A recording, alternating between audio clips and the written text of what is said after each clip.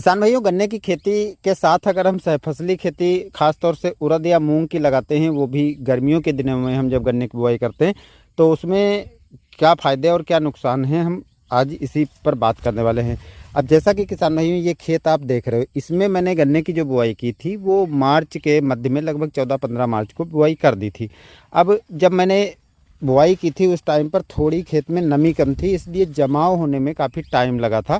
हालांकि जमाव हो गया है अच्छा सा, लेकिन कुछ समस्याएं हुई हैं, वो हम बात करेंगे। और उसके साथ मैंने मूंग की बुआई कर दी थी। अब मूंग में पहले हम बात करेंगे, उसके बाद हम बात करते हैं गन्ने को लेकर के। देखिए, मूंग में क्या रहा कि जब नमी कम थी तो जब हमने पहली सिंचाई की तो उस टाइम पर मूंग का जमा हुआ और उसी टाइम पर लगभग गन्ने का जमा हुआ।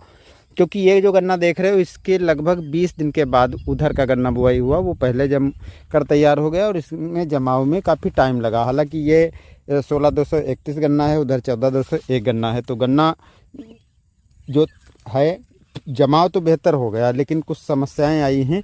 हम उस टॉपिक पे तो बाद में बात करेंगे। एक चीज़ और है, यहाँ पर जो ये खेत हैं, ये नीचे के खेत हैं। अभी बारिश का मौसम चालू हो गया है और अगर ऐसे में बारिश हो जाती तो करीब करीब यहाँ पर 2 से ढाई फीट तक पानी आ जाता है। हालांकि 2 से ढाई फीट ये काफ़ी दिन तक पानी ठहरता नहीं है, लेकिन लगातार लगभग 1-1.25 फुट पानी यहाँ पर रुक जाता है। अब 1-1.25 फुट यदि पानी रुक जाए और गन्ने की अभी हाइट देखो तो गन्ने की हाइट ही अभी लगभग 1-1.25 फुट हुआ है।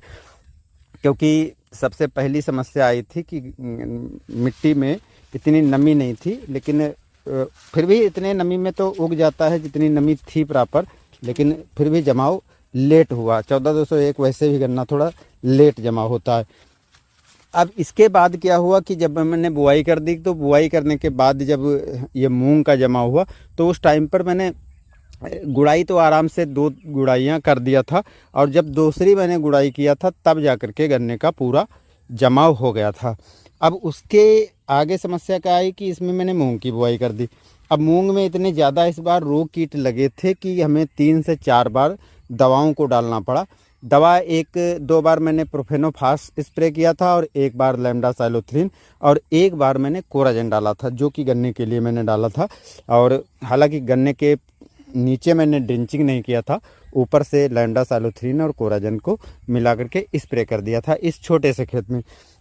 अब यहाँ पर एक चीज़ दिखाते हैं, देखो अब इसमें खरपतवार जो है काफ़ी बड़े हो चुके हैं। खरपतवार के लिए अभी हम ना तो निराई कर सकते हैं ना तो गुड़ाई कर सकते हैं, और क्योंकि अभी इसमें मूंग लगी हुई। मूंग में क्या हुआ कि मूंग की फलियां मैंने जैसे इस तरीके से पककर तैयार हो गई, तो मैंने 2 बार तो इसमें तुड़ाई कर ली। कुछ एरिया उधर का था उसमें मैंने 2 बार कर लिया, और इधर की थोड़ी और लेट जमा हुआ था 1 बार किया।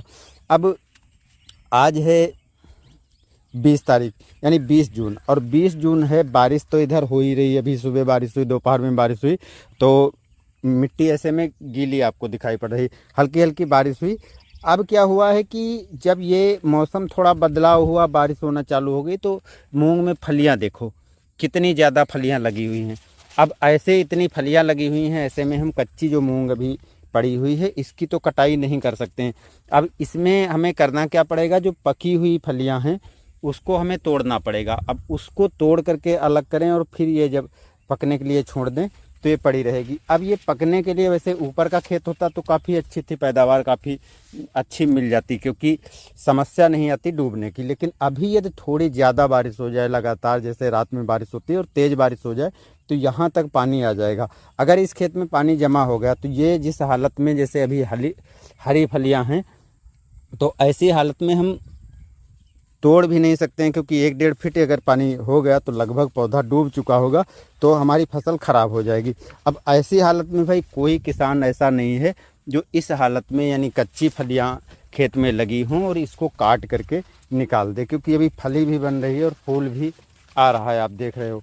तो ऐसी हालत में अब समस्या यहाँ पर फंसी है, अगर हम इसको कच्चा काट डालते हैं तो मूँग में कुछ मिलना नहीं है। 1-2 बार जो तुड़ाई किया है बस उतना मिलेगा, उससे कहीं ज़्यादा तो फलियां अभी लगी हुई हैं। क्योंकि जितनी फलियां इस टाइम पर आई हैं उतनी फलियां तो पहले आई नहीं थी। गर्मी के सीज़न में जब चल रही थी उस टाइम पर इतनी फलियां नहीं आई थी, काफ़ी फूल झड़ जाता था। लेकिन अब इसमें कीट भी लगा है और कीट के लिए हमें दवाओं को डालना पड़ेगा। क्योंकि अगर हम कीट के लिए दवा नहीं डालते हैं तो देख सकते हो ये फलियां जो हैं इसका रस चूस करके और ख़राब कर देंगे, तो इसमें दाने बैठ जाएंगे। कीट काफ़ी दिखाई पड़ रहा होगा आपको, दिखाते हैं। देखो ये कीट अगर हम दिखाएं तो देखो कीट उड़ते हुए दिखाई पड़ रहे होंगे। तो इस तरीके से ये कीट क्या करते हैं, फलियां जो होती हैं, जैसे यहाँ पर देखो ये रस चूस रहा है, अब ये रस चूस करके ख़राब कर देगा तो फलियों में दाने का भराव नहीं होगा। तो हमें दवा भी डालनी है, समस्या पानी की भी है। अगर तेज़ बारिश हो जाती है ऐसे में तो फलियां ख़राब हो जाएंगी, काटना मुश्किल हो जाएगा। और गन्ने के साथ में जो मैंने बुआई किया है मूंग में क्या हुआ, जमाव तो हो गया, लेकिन देखो ये सिंगल गन्ना खड़ा हुआ है। कोई गन्ने में थोड़ा मतलब ब्रांच निकली हैं, ज़्यादातर गन्ना सिंगल खड़ा हुआ है। यानी अगर हम कहें कि अगर आप सहफसली के रूप में मूंग की खेती करते हो, वो भी साधारण बीज से गन्ने की बुआई, तो ये सही नहीं है। एक ही फसल आपकी बेहतर होगी। या तो आप यहाँ पर देखो पौधे मूंग थोड़ा कम है तो ब्रांच निकल आई हैं, जबकि 14-201 की बात करें तो इसमें काफ़ी अधिक ब्रांच निकलती, जबकि इसमें किसी में 2-3 निकली हैं, बाकी तो निकली ही नहीं है। तो ये समस्या खासतौर से मूंग का पौधा थोड़ा ज़्यादा बड़ा हो जाता है और लगातार इसमें फलियां बन रही हैं। तो ऐसी हालत में दो तरफ की समस्या हुई है कि एक तरफ यदि हम निराई गुड़ाई करवाएं, इसको साफ़ करें, तो हमारा जो मूंग है वो ख़राब हो जाएगा। दूसरी तरफ अगर हम मूंग को छोड़ देते हैं तो हमारे गन्ना जो है वो ख़राब होने वाला है। यानी कुल मिलाकर के एक ही फसल अच्छी मिलने वाली है। तीसरी समस्या कहाँ पर आती है, अब हम ना तो इसमें निराई गुड़ाई अभी कर सकते हैं और ना तो अभी हम मूंग को हटा सकते हैं, क्योंकि फलियाँ इतनी ज़्यादा बनी हैं। तो हम चारों तरफ से कह सकते हैं कि फंसे हैं, कुछ एक निर्णय नहीं ले पाते हैं। और यही कारण है कि अगर आप सहफसली खेती करते हो और ऐसी खेती करते हो जिसमें आपको ऐसी समस्याएं आने वाली हैं, तो आपको किसी एक फसल को चुनना है या ऐसी फसल लगाइए जो एक निश्चित टाइम पर पककर तैयार हो जाए और उसकी आप समय पर कटाई कर पाएँ। तो बस दोस्तों, आज की वीडियो में इतना ही।